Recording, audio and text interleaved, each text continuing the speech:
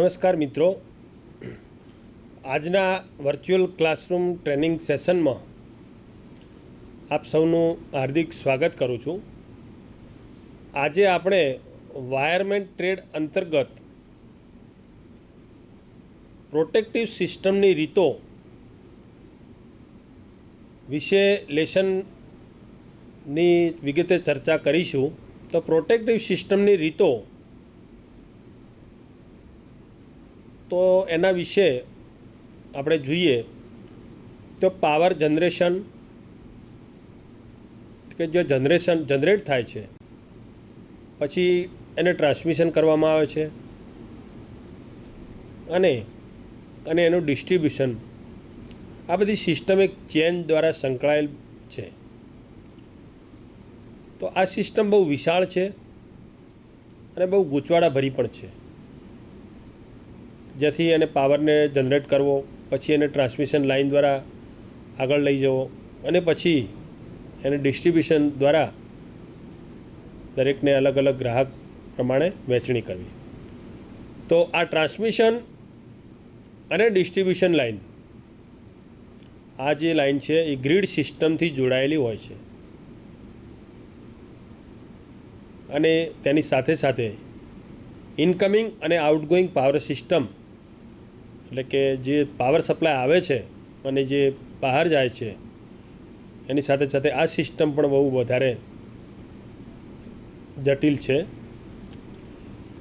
આ લાઇનમાં કે નેટવર્કમાં જે આ ચેનલ છે કે આ નેટવર્ક છે, આખી લાઇન, એમાં કોઈ સાધનોમાં કે લાઇનમાં કે કોઈ ફોલ્ટ થાય કે ફોલ્ટ ઉત્પન્ન થાય તો તેને આપણે તરત શોધી ફોલ્ટને અટેન્ડ કરી અને એનું ઇમિડિયેટલી કે ઓછા સમયમાં એનું નિવારણ કરી લેવું જોઈએ.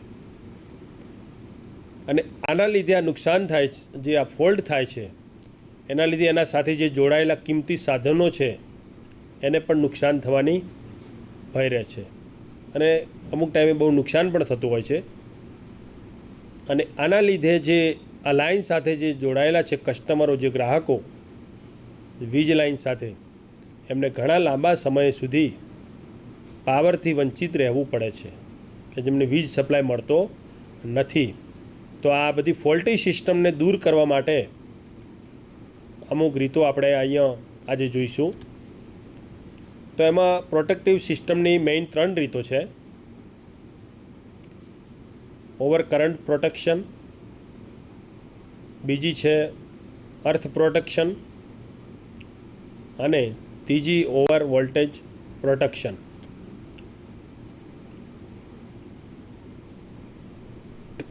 ઓવર કરંટ પ્રોટેક્શન મેળવવા નીચે મુજબ રિલેનો ઉપયોગ થાય છે.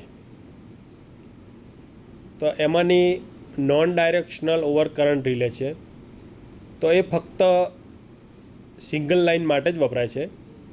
બીજી છે ડાયરેક્શનલ ઓવર કરંટ રિલે, તે પેરેલલ ફીડર માટે વપરાય છે, કે એટલે સમાંતર જે ફીડરો જોડેલા હોય એના માટેની એક ડાયરેક્શનલ ઓવર કરંટ રિલે છે.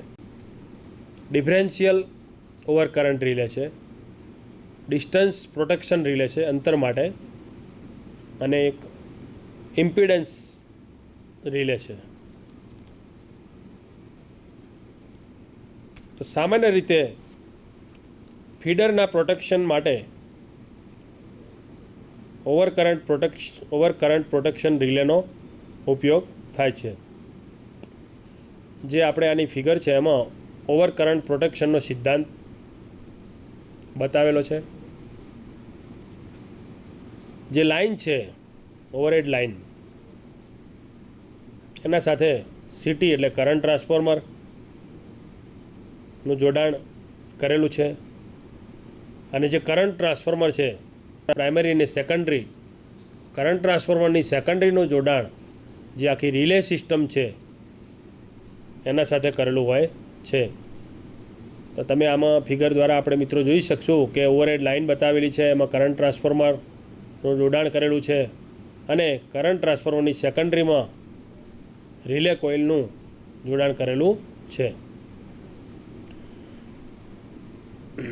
જ્યારે લાઇન હેલ્ધી હોય, એટલે કે અંદરથી વીજ સપ્લાય કન્ટિન્યુઅસ કોઈ ફોલ્ટ વગર પાવરનું વહન થતું હોય, કોઈ નો ફોલ્ટ હોય, ફોલ્ટ વગરની લાઈન હોય, ત્યારે કરંટ ટ્રાન્સફોર્મરની સેકન્ડરીમાંથી રેટેડ કરંટ પસાર થતો હોય છે.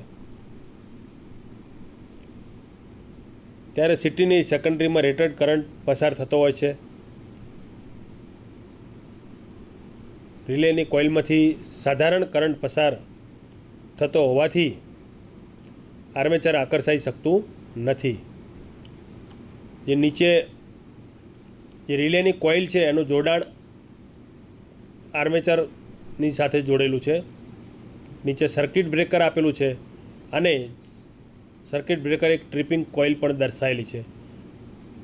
એટલે જ્યારે લાઇન હેલ્ધી હોય ત્યારે એ આર્મેચર નીચેની સાઈડે એટ્રેક્શન થતું નથી. પણ જ્યારે આ ઓવરહેડ લાઇનમાં કોઈ જગ્યાએ ફોલ્ટ થાય ત્યારે આ ફીડરમાંથી એટલે કે રિલે કોઇલ જે છે એમાંથી કરંટ પસાર થવાના કારણે હેવી કરંટ પસાર થાય ફોલ્ટ થાય એટલે સિટીની સેકન્ડરીમાંથી ઘણો વધારે ખૂબ કરંટ પસાર થાય છે અને આ કરંટ રિલે કોઇલમાંથી પસાર થતાં કરંટની કિંમતમાં ખૂબ ઘણો વધારો થઈ જાય છે. આથી રિલેનું આર્મેચર આકર્ષાઈ અને ટ્રિપિંગ કોઇલના કોન્ટેક્ટ ક્લોઝ કરી નાખે છે. સર્કિટ બ્રેકર આ રીતે સર્કિટ બ્રેકરની ટ્રીપ કોઇલની સર્કિટ પૂર્ણ થતાં તે એનર્જાઇઝ થાય છે. જ્યારે આર્મેચર એટ્રેક્શન થશે એટલે જે ઉપરના કોન્ટેક્ટ છે સર્કિટ બ્રેકર ટ્રિપિંગ કોઇલના એ કોન્ટેક્ટર પ્લન્જરને ખેંચશે એટલે બંને જે ઓપન કન્ડિશનમાં છે એ ક્લોઝ થઈ જશે અને ટ્રિપિંગ પ્લન્જર છે એ સર્કિટ બ્રેકરને ટ્રીપ કરી નાખશે. જે ટ્રીપ કોઇલની સર્કિટ પૂર્ણ થતાં એનર્જાઇઝ થાય છે અને બ્રેકરના કોન્ટેક્ટ ઓપન થાય છે. આ રીતે જે ફીડર છે એ ફોલ્ટી થશે તો જે બીજી લાઈન હશે હેલ્ધી લાઈન એનાથી આ લાઈનને અલગ કરી નાખશે. એટલે આ થયો ઓવર કરંટ પ્રોટેક્શનની વાત. હવે બીજી રીત છે અર્થ ફોલ્ટ અને ઓવર કરંટ કમ્બાઇન્ડ પ્રોટેક્શન. એટલે બંનેનું ભેગું રક્ષણ. અર્થ ફોલ્ટ થાય ત્યારે પણ રક્ષણ મળે અને ઓવર કરંટ થાય તો બી રક્ષણ મળે એવું બંનેનું કમ્બાઇન્ડ પ્રોટેક્શન ટાઈપની રીત છે. આ પ્રકારનું પ્રોટેક્શન સબસ્ટેશનમાં ઓવર કરંટ અને અર્થ ફોલ્ટ સામે રક્ષણ મેળવવા માટે વપરાય છે. અહીંયા ટ્રાન્સફોર્મરમાં બે છે વાઇન્ડિંગ, પ્રાઇમરી અને સેકન્ડરી. તો અહીંયા ટ્રાન્સફોર્મરની પ્રાઇમરી સાઈડમાં રિલેનું જોડાણ કરેલું છે. આ જ પ્રકારનું જોડાણ સેકન્ડરી સાઈડમાં પણ કરવું હોય તો કરી શકાય છે. પ્રાઇમરી લાઇનની સાથે તેનું જોડાણ કરેલું છે. તેના બે ફેઝ સાથે ટોટલ 3 ફેઝ ઇનકમિંગ, એમાંના 2 ફેઝ સાથે રિલે જોડવામાં આવે છે. જ્યારે ત્રીજા ફેઝમાં અનબેલેન્સિંગ રેઝિસ્ટન્સ જોડવામાં આવે છે. ઓવર કરંટ રિલેનું સ્ટાર પોઈન્ટમાં જોડાણ કરી તેના સ્ટાર પોઈન્ટ અને અર્થ વચ્ચે અર્થ ફોલ્ટ રિલે લગાવવામાં આવે છે. પ્રાઇમરી લાઇનમાંથી જે 3 લાઇનો બહાર ઇનકમિંગ લાઇન છે એ ત્રણેય લાઇનમાં સીટીનું જોડાણ કરેલું છે. 2 સીટનું ઓવરકરંટ રિલે સાથે જોડેલું, 2 ફેઝનું ઓવરકરંટ રિલે સાથે જોડાણ છે અને ત્રીજા ફેઝમાં બેલેન્સિંગ રેઝિસ્ટન્સ જોડવામાં આવેલો છે અને આ ત્રણેયના સ્ટાર પોઈન્ટ સાથે અર્થ ફોલ્ટ રિલેનું જોડાણ કરેલું છે અને જેને અર્થ કરવામાં આવે છે. હવે આનું કાર્ય છે આ રિલે પ્રોટેક્શનનું કે જ્યારે લાઇન પર શોર્ટ સર્કિટ થાય કે લાઇન કોઈ ફોલ્ટી થાય કે કોઈ અન્ય કારણસર ઓવરલોડ થાય ત્યારે ઓવર કરંટ રિલેની કોઇલ એનર્જાઇઝ થાય છે. એટલે તે સર્કિટ બ્રેકરના પ્લન્જરને ખેંચે છે, સર્કિટ બ્રેકરને ટ્રીપ કરે છે. જ્યારે આ અર્થ થાય એટલે બોડી સાથે અર્થ થાય ત્યારે અર્થ ફોલ્ટ રિલેનું પ્લન્જર સર્કિટ બ્રેકરના પ્લન્જરને ખેંચી અને સર્કિટ બ્રેકરને ટ્રીપ કરી નાખે છે. તો આ રીત છે એ ઓવરકરન્ટ અને અર્થ બંને માટે કમ્બાઇન્ડ પ્રોટેક્શન છે. અર્થ ફોલ્ટ અને ઓવરકરન્ટ કમ્બાઇન્ડ પ્રોટેક્શન માટેની રીત છે. હવે ત્રીજી રીત છે ઓવર વોલ્ટેજ પ્રોટેક્શન. તો ઓવર વોલ્ટેજ પ્રોટેક્શન એટલે કે વોલ્ટેજનો વધારો થઈ જવો. તો પાવર સિસ્ટમમાં ઘણી વખત આ બધા નીચેના કારણોસર ઓવર વોલ્ટેજ થઈ જતા હોય છે કે જેનો વોલ્ટેજ જે નક્કી કરેલા હોય એનાથી વોલ્ટેજમાં વધારો થઈ જવો. તો એમાંનું પહેલું એક કારણ છે કે આકાશી વીજળી પડવી, કોઈ લાઇન હોય કે કોઈ સાધન હોય એને અર્થ થઈ જવું, સ્વિચિંગ સર્જ અને લાઇન પર રેઝોનન્સની સ્થિતિ ઉત્પન્ન થવી. હવે એમાંનો આપણે વોલ્ટેજ સર્જ જોઈએ તો જે પાવર લાઇન છે એ લાઇનમાં અચાનક એકદમ ઓછા સમય માટે આવતા વોલ્ટેજના વધારાને વોલ્ટેજ સર્જ કહેવામાં આવે છે. એટલે એકદમ ઓછા સમય માટે અને એકદમ વધારે વોલ્ટેજ આવી જવા, વોલ્ટેજમાં વધારો થઈ જવો એને આપણે વોલ્ટેજ સર્જ કહીએ છીએ.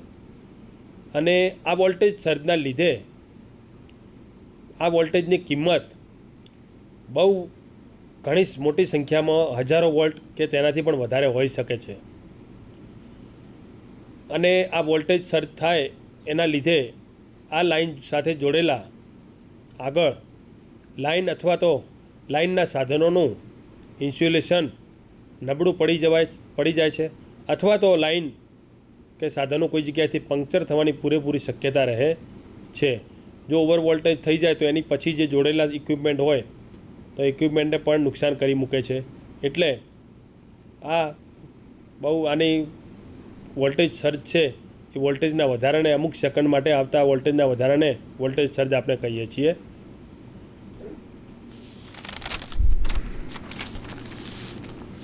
હવે લાઇટનિંગ એટલે વીજળીનો ચમકારો આપણે જેને કહીએ છીએ. તો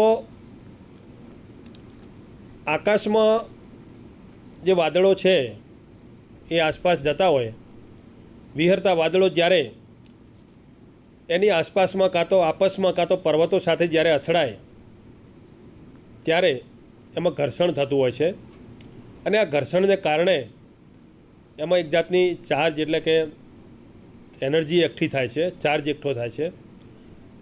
અને જ્યારે આ ચાર્જ થયેલા વાદળો આ પૃથ્વીની નજીકથી પસાર થાય, જ્યારે ચાર્જ થયેલા ઉપરના વાદળો જ્યારે નીચેથી પૃથ્વીની નજીકથી પસાર થાય છે ત્યારે પૃથ્વીનો પોટેન્શિયલ ઋણ એટલે કે માઇનસ હોય છે અને વાદળનો નીચેનો ભાગ ધન એટલે કે પોઝિટિવ હોય છે અને ઉપરનો ભાગ ઋણ એટલે માઇનસ ચાર્જ થાય છે.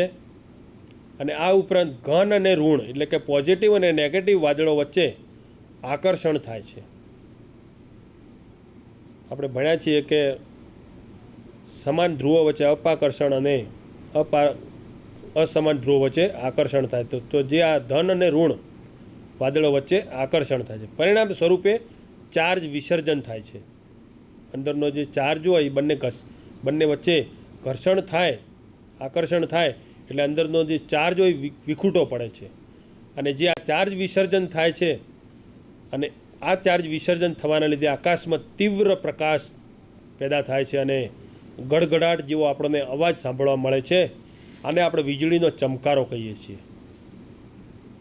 હવે આ વીજળીનો જે ચમકારો છે એના લીધે જે દુષ્પ્રભાવ થાય છે, લાઇટનિંગનો દુષ્પ્રભાવ એટલે કે જે વીજળીનો ચમકારો થાય છે એની વિનાશકારી અસરો પણ આપણને ઘણી વખત ચોમાસામાં જોવા મળતી હોય છે. તો એની બે અસરો છે, ડાયરેક્ટ લાઇટનિંગ સ્ટ્રોક અને બીજી ઇનડાયરેક્ટ લાઇટનિંગ સ્ટ્રોક. તો ડાયરેક્ટ લાઇટનિંગ સ્ટ્રોકમાં વાદળોમાં વિસર્જન થયેલો ચાર્જ એટલે કે જ્યારે આકાશમાં વીજળી થાય એ ટાઈમે જે ચાર્જ છૂટો પડે છે એ ચાર્જ પૃથ્વીમાં જવા માટેનો રસ્તો શોધે છે, નીચે તરફ પ્રયાણ કરે છે, રસ્તો શોધે છે અને આ ચાર્જ જે વીજળી છે એ પૃથ્વી પર જો કોઈ ઊંચું બિલ્ડિંગ હોય, ટાવર હોય, ચીમની હોય, ઝાડ હોય કે એવા આ માધ્યમ દ્વારા એના દ્વારા વીજળીને સ્થાન મળે એટલે એના દ્વારા આ ચાર્જ જમીનમાં ઉતરી જાય છે, જમીનમાં ચાલ્યો જાય છે. અને આ ચાર્જ જ્યારે વિસર્જન વખતેથી કોઈ ઝાડ કે ચીમની દ્વારા માધ્યમ દ્વારા જ્યારે નીચે ઉતરે છે ત્યારે જે રસ્તામાં કંઈ પણ આવે છે એને બાળી નાખે છે, પદાર્થ હોય એને સળગાવી નાખે છે. કેમ કે એના જે ઉચ્ચ વોલ્ટેજ છે, એના વોલ્ટેજ છે બહુ હાઈ વોલ્ટેજ હોય છે, એના લીધે એ વચ્ચે જે પણ વાહનના રસ્તામાં જે પણ કંઈ આવતી હોય છે વસ્તુ એનું બાળી નાખે છે. કારણ કે ઉચ્ચ વોલ્ટેજને કારણે એના અંદરથી 90 કિલો એમ્પિયરથી 100 કિલો એમ્પિયર જેટલો ઉચ્ચ વીજ પ્રવાહ તેમાંથી વહે છે. અને આ આટલો ઊંચો વીજ પ્રવાહ વહવાને લીધે વચ્ચે રસ્તામાં આવતા કોઈ પણ ઇક્વિપમેન્ટ હોય કે મનુષ્ય હોય કે ગમે તે ઝાડ હોય એનો પોતે વિનાશ, વીજળી પોતે વિનાશ કરી નાખે છે. અને ઇલેક્ટ્રિક લાઇન, ટ્રાન્સફોર્મર વગેરે લાઇનોમાં ઇન્સ્યુલેશન પંક્ચર થઈ જાય છે. એના ઉપર જે ઓવરહેડ લાઇનો હોય બરાબર, અને ટ્રાન્સફોર્મર હોય એના ઉપર જે ઇન્સ્યુલેશન હોય છે એ બધા પંક્ચર થઈ જતા હોય છે. અને આ સ્ટ્રોકને આપણે ડાયરેક્ટ લાઇટનિંગ સ્ટ્રોક કહી શકીએ છીએ. હવે બીજો એક પ્રકાર છે તો લાઇટનિંગનો દુષ્પ્રભાવનો ઇનડાયરેક્ટ લાઇટનિંગ સ્ટ્રોક. તો જ્યારે ઇલેક્ટ્રિક ચાર્જ થયેલા વાદળો, એટલે આપણે જે પહેલાં જોયા કે બંને પોઝિટિવ નેગેટિવ વચ્ચે બંને આકર્ષણ થાય છે, જ્યારે આ ચાર્જ થયેલા વાદળો હોય એ કોઈ ટ્રાન્સમિશન લાઇન એટલે કે ઓવરહેડ લાઇન ઉપરથી પસાર, ટ્રાન્સમિશન લાઇન જતી હોય, પાવરનું જે વીજ વહન કરતી લાઇન હોય ટ્રાન્સમિશન, એના ઉપરથી પસાર થાય ત્યારે ઇલેક્ટ્રોસ્ટેટિકના સિદ્ધાંત અનુસાર લાઇનના વોલ્ટેજ એટલે જે લાઇનમાંથી વોલ્ટેજ જતા હોય છે એ લાઇનના વોલ્ટેજ અચાનક વધી જાય છે. એક તો એ લાઇનમાંથી પસાર થતા વોલ્ટેજ હોય અને પ્લસ બીજા જે આ લાઇન ઉપરથી વિસર્જન થઈને જે ઓવરહેડ લાઇનમાં જે વોલ્ટેજ આવે છે, બંને વોલ્ટેજ ભેગા થવાથી અચાનક વોલ્ટેજ વધી જાય અને હાઈ વોલ્ટેજ પેદા થાય છે. એટલે આને આપણે હાઈ વોલ્ટેજ સર્જ ઉત્પન્ન થાય છે અને તેને ઇનડાયરેક્ટ લાઇટનિંગ સ્ટ્રોક કહેવામાં આવે છે. એક તો ટ્રાન્સમિશન લાઇનના વોલ્ટેજ હોય અને બીજા જ્યારે ઇલેક્ટ્રિક ચાર્જના વાદળો જે હોય એ ટ્રાન્સમિશન લાઇનના ઉપરથી પસાર થાય એટલે બંને ચાર્જ ભેગા થાય છે અને આ બંને ચાર્જને હાઈ વોલ્ટેજ સર્જ આ વોલ્ટેજના લીધે બંને વોલ્ટેજ ભેગા થવાના લીધે હાઈ વોલ્ટેજ સર્જ ઉત્પન્ન થાય છે. હવે ડાયરેક્ટ લાઇટનિંગ સ્ટ્રોક સામે આપણે રક્ષણ મેળવવું હોય તો શું કરી શકીએ? તો ડાયરેક્ટ લાઇટનિંગ સ્ટ્રોકની અસર નાબૂદ કરવા ડાયરેક્ટ જે આપણે વીજ લાઇન જતી હોય અને એના ઉપર જે આ કોઈ ચીમની હોય, કોઈ ઊંચા બિલ્ડિંગ હોય, કોઈ ઝાડ હોય કે કોઈ ટાઈપનું ટાવર કે બનાવેલો હોય અને એના ઉપર આ વીજળીની વિનાશકારી અસર રોકવા માટે આપણે રક્ષણ કઈ રીતે કરી શકીએ? તો આ અસર નાબૂદ કરવા માટે ઓવરહેડ લાઇન તથા સાધનોનું રક્ષણ કરવા માટે ગ્રાઉન્ડ વાયરનો ઉપયોગ કરવામાં આવે છે. લાઇટનિંગ અને આપણે ગ્રાઉન્ડ વાયરનો ઉપયોગ કરી શકીએ છીએ. તો એમાં ગ્રાઉન્ડ વાયર એટલે શું? તો જ્યારે હેવી લાઇનના ટ્રાન્સમિશનના પોલ હોય તો આ ઓવરહેડ લાઇનના ગ્રાઉન્ડ વાયરની વ્યવસ્થા કરી લાઇટનિંગ સ્ટ્રોક સામે રક્ષણ આપવામાં આવે છે. આ માટે ઓવરહેડ લાઇન જે મેઇન લાઇન છે ઓવરહેડ, એ લાઇનના શીર્ષ ભાગ ઉપર એટલે કે ઉપરની સાઈડે એક્ઝેક્ટ છેક ઉપરના ભાગે એક વધારાનો તાર લગાવવામાં આવે છે. વીજ સપ્લાય વિનાનો એક વધારાનો તાર સૌથી ઉપરના ભાગે લેવામાં આવે છે.